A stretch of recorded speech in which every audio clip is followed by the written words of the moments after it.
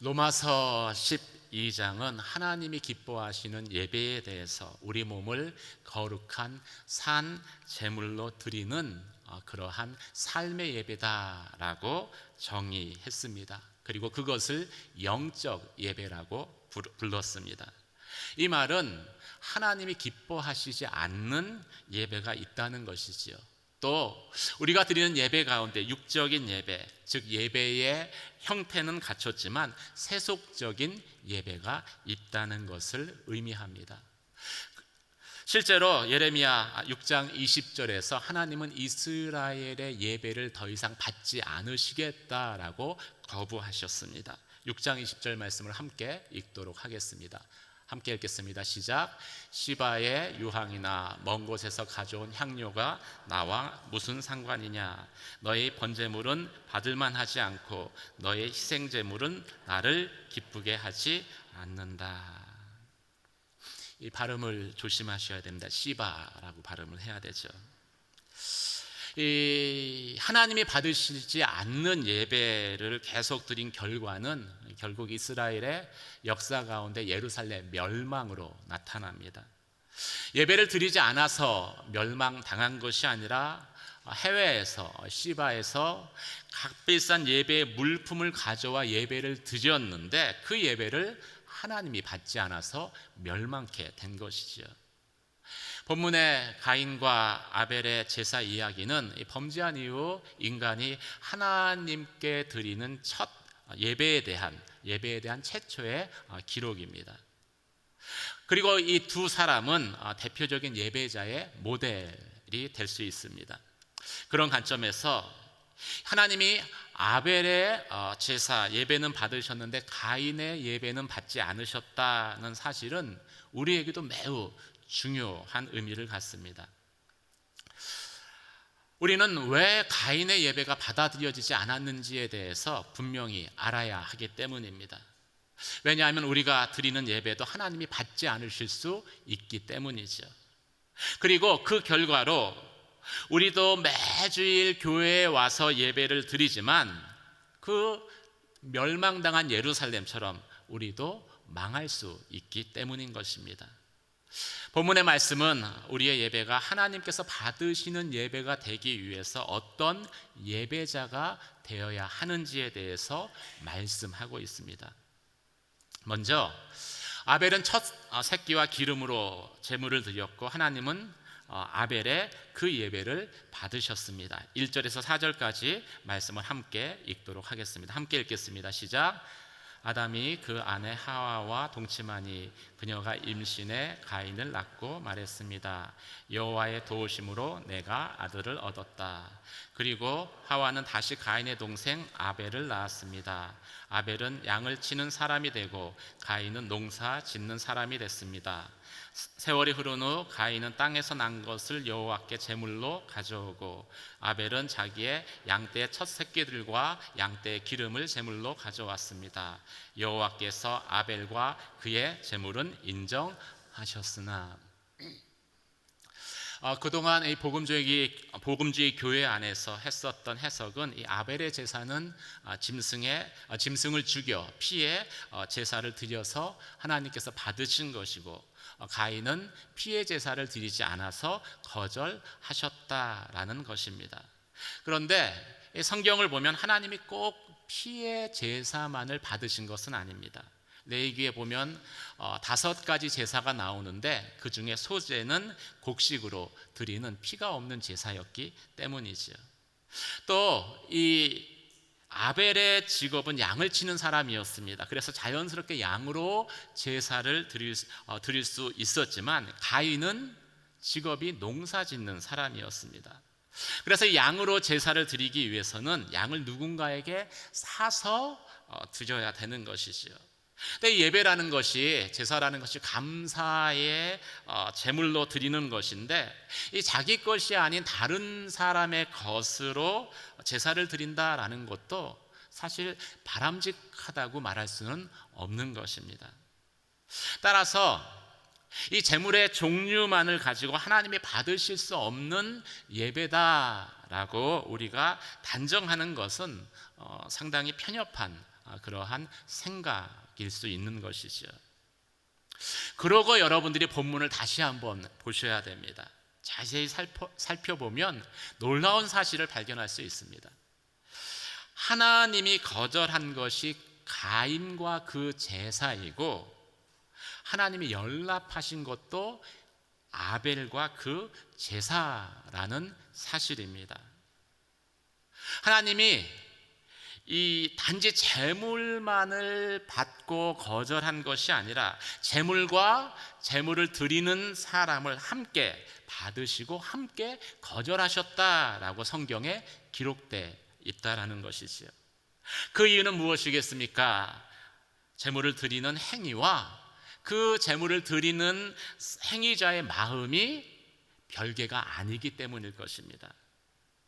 하나님은 예배 행위와 예배 드리는 사람을 함께 거절하시고 함께 받으신 것이지, 이 예배만 거절한 것이 아니다라는 것이죠. 그런 의미에서 우리가 가인과 아벨의 제사를 보아야 합니다. 가인과 아벨은 자라서 제사를 드리며 하나님께 첫 제물을 드렸습니다. 이것은 죄로 인해서 찾지 않았던 하나님을 다시 찾는 것이었고, 또 죄로 인해서 중단됐었던 하나님의 교제가 다시 시작되게 된 것을 의미하는 것입니다. 그 첫 예배, 첫 제사이기 때문에, 하나님과의 첫 만남이기 때문에 가인과 아벨이 드렸던 이 제사는, 예배는 더욱더 중요한 의미를 갖는 것이죠. 대부분의 경우에 첫 인상은 첫 만남에서 결정됩니다. 어떤 분들은 첫 인상은 만나고 5분 이내에 결정된다라고 이야기를 합니다. 그런데 그렇게 한번 어떤 사람에 대해 새겨진 첫 인상은 지워지는 데는요, 훨씬 더 많은 시간이 걸립니다. 5분 안에 형성됐는데 5년이 걸리기도 하고, 또 10년이 걸리기도 하고, 또 평생이 걸려도 지워지지 않는 인상도 있기 때문이죠. 사실 제가 아내와 결혼하게 된 것도 교회 청년부에서 아내를 처음 만났는데 첫 인상이 너무 좋아서예요. 지금도 잘 웃지만 결혼 전에는 훨씬 더 잘 웃었습니다. 그래서 이 좋은 사람에게 소개시켜 주려고 했는데 주변에 마땅한 형제가 없는 거예요. 그래서 굳이 남 소개시킬 필요 있냐 싶어서 그냥 제가 제 자신을 소개하고 결혼하게 된 것입니다. 잘한 결혼이죠. 제가 말씀드리고 싶은 것은 첫 만남이 중요하다는 거예요. 첫 만남이 중요합니다. 그래서 이 첫 만남은요, 잘 준비해서 만나야 되는 것입니다. 한번 옆에 분에게 잘 준비해서 만나야 합니다, 이렇게 한번 말씀해 주시죠. 아벨은 이 하나님과의 첫 만남을 위해서 이 첫 번째 제사의 양의 첫 새끼와 기름을 제물로 드렸습니다. 양의 첫 새끼를 드렸다라는 이 행위는요, 이 처음 것을 드렸다라는 것은 그만큼 준비해서 정성껏 드렸다라는 것이지요. 자신이 갖고 있는 그 양의 무리들 중에서 아무 것이나 눈에 띄는 대로 그냥 하나 드린 게 아니라는 것입니다. 드리기 위해서 흠이 없는 것을 미리 준비했고 구분했고 그것을 정성껏 드렸다라는 그런 의미를 가지고 있습니다. 이 처음 것을 드리는 것에 이런 특징들이 있기 때문에 하나님은 항상 이 첫 번째 것에 대해서는 구별해서 하나님께 드리라고 말씀을 하셨습니다. 출애굽기 13장 2절 말씀입니다. 함께 읽겠습니다. 시작. 처음 난 것은 다 거룩하게 구별해 내게 두어라. 사람이든 짐승이든 이스라엘 자손 가운데 어미의 태를 열고 처음 낳은 것은 다 내 것이라. 준비해서 드린 것입니다. 또 아벨은 이 첫 새끼와 기름을 하나님께 제물로 드렸습니다. 여기서 이 기름이라는 건 기름진 부위를 의미하는 것인데, 지금은 기름이 좀 이렇게 무시되죠. 지방이라고 해가지고 사람들이 다 안 먹으려고 하는데, 이 당시만 해도요, 이 기름은 고기의 부위 가운데에서 가장 귀한 부위였습니다. 그래서 이 제사에서 하나님께 제사할 때 이 고기를 드리기 전에 기름 부위는 반드시 태워서 하나님께 바치도록 했습니다. 근데 이 행위가 이 가장 좋은 것을 바친다라는 그러한 상징적인 의미를 나타냈어요. 아벨이 하나님께 드린 것은 쓰고 남은 것이 아니라 쓰기 전에 가장 소중한 것을 가장 우선적으로 준비해서 흠이 없고 거룩한 곳으로 드렸던 것입니다. 이러한 마음으로 하나님 앞에 제물을 드렸기 때문에 사실은 자신의 소유의 일부를 드린 것이지만 실상은 자신의 전부를 드린다는 마음으로 드린 것이지요. 하나님이 받으신 것은 아벨의 전부를 드리고자 하는 그 마음을 받으신 것입니다. 하나님은 아벨의 제물만 받으신 것이 아니라 먼저 아벨을 받으셨습니다. 그리고 그 아벨의 마음을 받으시고 아벨을 의롭다 칭해 주신 것이죠. 사랑하는 성도 여러분, 하나님이 기뻐 받으시는 예배, 그 예배는요, 그냥 일주일 됐으니까 아무 생각 없이 와서 드리는 그런 형식적인 예배가 아닙니다. 정성껏 준비해서 드리는 예배입니다. 일주일에 1시간 예배 시간이 돼서 드리는 그런 습관적인 예배가 아니라 한 주를 되돌아보면서 마음을 준비하는 가운데 드리는 예배입니다. 1시간 예배를 드리는 거지만 사실은 그 일주일의 모든 시간을 하나님 앞에 제물로 드리는 그러한 예배인 것이죠. 여러분, 권면하는 것은 10분 전에 오셔서 한 주 동안 감사한 것들을 월요일, 화요일, 수요일, 목요일, 금요일, 토요일, 주일, 이렇게 감사한 것들을 한 10가지만 헤아려 보세요. 그리고 그 감사한 것들을 고백하며 하나님 앞에 예배 드려 보십시오. 이게 준비된 예배입니다. 그러면 1시간을 드리는 게 아니라 우리의 한 주간을 드리는 예배가 되는 거예요. 제가 아는 장로님은 옛날 이야기이긴 합니다. 농심 대리점을 하셨는데 이분은 헌금을, 이제 대리점이니까 현금이 왔다 갔다 많이 해요. 그러면 이렇게 그 현금 중에서 헌금할 돈을 항상 따로 구분했습니다. 빳빳한 것으로. 그리고 토요일 저녁이면은 항상 하시는 일이 있었어요. 대림을 빼가지고서요, 그 헌금할 돈들을 다 데리는 거예요. 한 장 한 장씩. 빳빳한 것으로 드렸습니다. 물론 그런 행동이 우리의 눈에 우습게 보일 수 있습니다. 근데 저는 그 장로님의 마음이 느껴지더라고요. 사실은 지폐를 드리는 것이 아니라 마음을 준비하고 있었던 것이지요. 이런 예배를 하나님께서 받으시는 것입니다. 사랑하는 성도 여러분, 하나님이 받으시는 그런 예배자가 되시길 주님의 이름으로 축원합니다. 짜투리 시간이 아니라 가장 먼저 시간을 내어 하나님 앞에 예배하십시오. 소유의 일부를 드리지만 가장 소중한 것을 드려서 하나님 앞에 예배하십시오. 시간의 일부를 드리지만 한 주일의 삶 전부를 드리는, 구별해 드리는 그러한 하나님이 기뻐 받으시는 예배자로 주님 앞에 나아가는 저와 여러분이 되시길 주님의 이름으로 축원합니다. 오늘 성경 말씀은 가인도 제물을 드렸지만 하나님께서 가인과 그 제물은 받지 않으셨다라고 말씀합니다. 5절에서 9절까지 말씀을 함께 읽도록 하겠습니다. 함께 읽겠습니다. 시작. 가인과 그의 제물은 인정하지 않으셨습니다. 가인은 몹시 화가 나서 고개를 떨구었습니다. 그러자 여호와께서 가인에게 말씀하셨습니다. 왜 화가 났느냐? 왜 고개를 떨구고 얻느냐? 만약 내가 옳다면 어째서 얼굴을 들지 못하느냐? 그러나 내가 옳지 않다면 죄가 문 앞에 도사리고 있을 것이다. 죄가 너를 지배하려 하니 너는 죄를 다스려야 한다.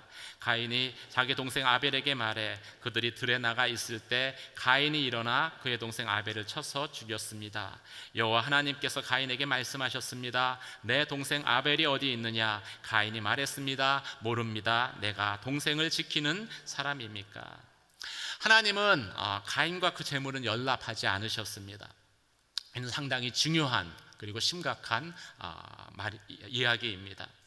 왜냐하면 우리가 아무리 오랫동안 예배를 드린다고 해도, 많은 헌금을 드린다라고 해도, 열정적으로 찬양을 부른다고 해도 하나님이 우리의 예배를 받으시지 않을 수 있다는 것을 의미하기 때문입니다. 하나님은 예배의 겉모습을 보시는 것이 아니라 예배하는 사람의 마음의 중심을 보시기 때문입니다. 따라서 아무리 좋은 예배의 형태를 갖추고 있다 하더라도, 아무리 화려한 성전에서 예배를 드린다 하더라도 예배 드리는 사람들의 마음이 바르지 않으면 하나님은 그 예배를 기뻐 받으시지 않습니다. 예배한다는 것 그 자체가 자신의 삶을 들고 하나님 앞에 나와서 그 시간에, 예배하는 그 시간에 내 삶을 하나님 앞에 바치는 그러한 행위이기 때문입니다. 바울은 그래서 로마서 12장 1절과 2절에서 우리의 삶 자체가 영적 예배라고 말씀한 것입니다. 예배는 헌금만 드리는 것이 아니라 헌금을 통해서 자기 자신 전체를 드리는 것입니다. 예수님께서 과부의 2렙돈 헌금을 칭찬하신 이유도 비록 2렙돈이 작은 액수입니다. 하지만 과부가 가진 자신의 전 재산을 드린 것을, 전부를 드린 것을 예수님이 아셨기 때문인 것입니다. 그런 관점에서 본다면 하나님은 가인이 드리는 그 재물을 받으실 수가 없으셨던 거예요.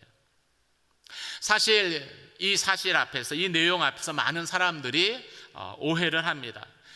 가인은 직업이 농부인데 그래서 농산물을 드릴 수밖에 없었던 것인데, 가인이 피해 제사를 드리지 않았기 때문에 연락하지 않으신 것은 부당한 것 아닙니까? 라고 주장합니다. 물론 짐승으로 드리는 피해 제사가 믿음의 제사이고 믿음으로 제사 드리는 것이 중요한 것은 사실입니다. 그런데 본문을 보면 하나님이 이 제사의 종류만을 놓고서 가인의 제사를 거부한 것이 아니다라는 것을 이내 발견할 수 있습니다. 본문을 보면 이 제사를 거부당해 분노한 가인에게 하나님이 이렇게 책망하셨기 때문입니다. 7절 말씀 가운데 내가 선을 행하면 어찌 낯을 들지 못하겠느냐. 하나님이 이 피해 제사를 드리지 않는 것을 꾸짖은 것이 아닙니다. 가인이 삶 가운데 선을 행하지 않는 삶을 산 것에 대해서 꾸짖고 계시다라는 것이지요. 그뿐 아니라 하나님이 가인에게 내 앞에 있는 죄를 다스려야 한다라고 경고하시지만 가인은 이 말마저도 귀담아 듣지 않습니다. 그래서 결국 아벨을 들로 데리고 나가서 살해해버리죠. 가인의 이 형제 살해에 대해서 오스왈드 챔버스라는 목사님이 이렇게 이야기를 했습니다. 누구든지 자신 안에 있는 하나님을 죽이지 않고서는 자신의 형제를 죽일 수는 없다. 즉 가인이 아벨을 죽인 그 행위는 그보다 먼저 가인 안에 있는 그 하나님을 죽인 것과 똑같은 행위다라고 말한 것이죠. 가인의 행위는 예배자의 행위가 아니었습니다. 또 9절에서 하나님이 아벨을 주인 가인을 찾아오셔서 묻습니다. 내 아우 아벨이 어디 있느냐? 하나님은 범죄한 아담과 하와가 죄를 지었을 때도 찾아가셨습니다. 찾아가신 이유는 사랑하기 때문에 죄로부터 구원하기 위해서 찾아가신 것입니다. 아벨이 어디에 있는지 하나님이 몰라서 아벨에게 물은 것이 아니다라는 것이죠. 이 가인에게 회개의 기회를 주고 싶어서 물었던 것입니다. 그런데 그 하나님의 물음 앞에 가인은 너무나 천연덕스럽게 나는 알지 못합니다 라고 답변합니다. 심지어는 그 하나님 앞에 내가 아우를 지키는 자입니까? 농담으로 받아들이듯이 그냥 그 하나님의 말씀을 받아 넘겨버리는 거예요. 사랑하는 성도 여러분, 가인의 이런 행동과 이런 답변 가운데 어디에서 하나님을 향한 믿음과 또 하나님을 향한 그 경외의 마음을 저희가 발견할 수 있겠습니까? 어느 곳에서도 발견할 수 없습니다. 그런 마음을 가지고 제물을 드린 것인데 어떻게 그 제물이 온전한 제물이 될 수 있겠습니까? 가인이 드린 것은 구별한 것도 아니었습니다. 미리 준비한 것도 아니었습니다. 그냥 자신이 땅에서 거둬들인 수확물 중에서 눈에 이렇게 밟히는 것, 아무런 마음의 중심 없이, 요즘 유행하는 말처럼 그냥 영혼 없이 그냥 형식적으로 드려야 되니까 하나님 앞에 제물을 드린 것에 불과했던 것이죠.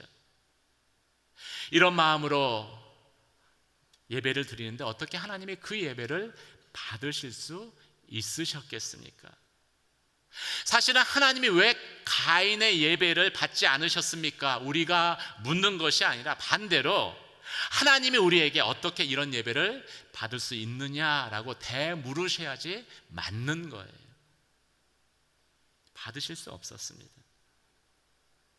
가인은 하나님께 예배했지만 하나님에 대한 믿음도 또 경외의 마음도 신뢰도 없이 습관적으로 때가 되니까 예배해야 되니까 그냥 예배했던 것입니다. 그리고 하나님은 이런 가인의 마음과 그 예배를 받을 수 없다라고 말씀하신 것이지요. 가인은 이 하나님의 처분에 분노하며 불평하고 원망하다가 결국 아벨을 들판으로 끌어내서 살해하고 하나님을 떠나버립니다.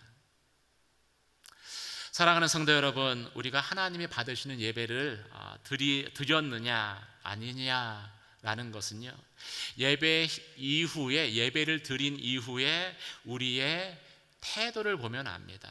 우리의 마음을 보면 정확하게 알 수 있습니다.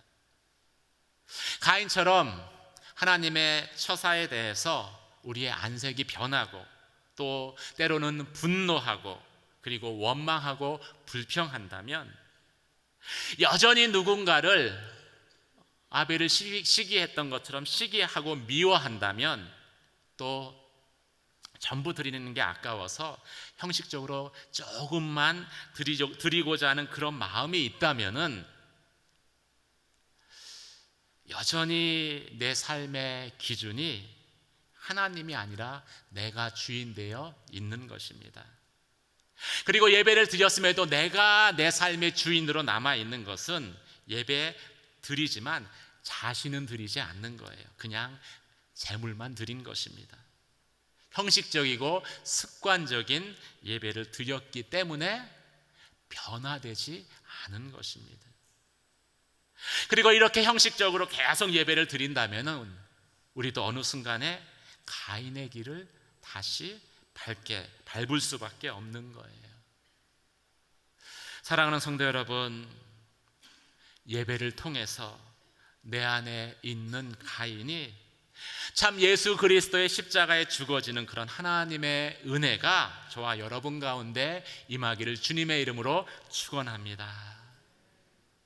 적어도 양지 온누리 교회에서 드려지는 이 예배가, 매주마다 드려지는 이 예배가 내 안에 가인이 점점 소멸되는, 그래서 가인 같은 내가 아벨로 변화되는 그러한 예배가 되기를 주님의 이름으로 축원합니다.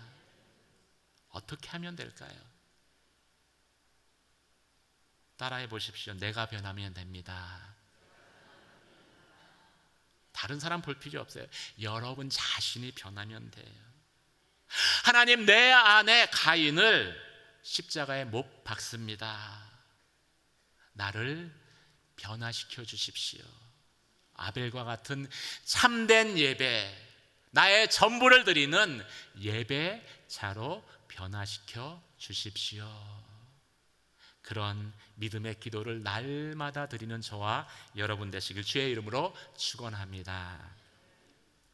하나님은 가인과 그 예배를 받지는 않으셨습니다. 하지만 끝까지 가인에게 은혜를 베푸십니다. 10절에서 15절까지 말씀을 함께 읽도록 하겠습니다. 함께 읽겠습니다. 시작. 여호와께서 말씀하셨습니다. 내가 무슨 짓을 저질렀느냐? 내 동생의 피가 땅에서 내게 울부짖고 있다. 이제 너는 입을 벌려 내 동생의 피를 받은 땅으로부터 저주를 받을 것이다. 내가 땅을 일구고도 다시는 땅이 내게 그 결실을 내주지 않을 것이며 너는 땅으로부터 도망해 떠도는 사람이 될 것이다. 가인이 여호와께 말했습니다. 보십시오, 제 벌이 너무 무거워 견디기 어렵습니다. 오늘 주께서 저를 이 땅에서 쫓아내셔서 주의 얼굴을 볼 수 없게 됐기 때문에 제가 이 땅에서 도망해 떠도는 사람이 될 것입니다. 저를 만나는 사람들은 모두 저를 죽이려 들 것입니다.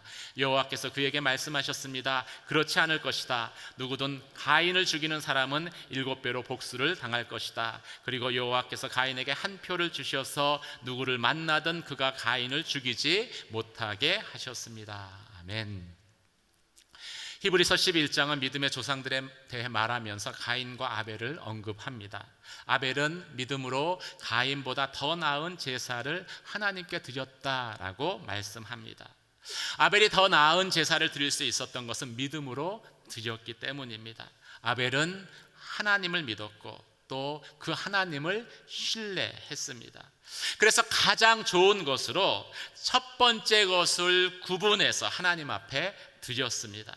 제물을 통해 사실은 아벨 자신을 드린 것입니다.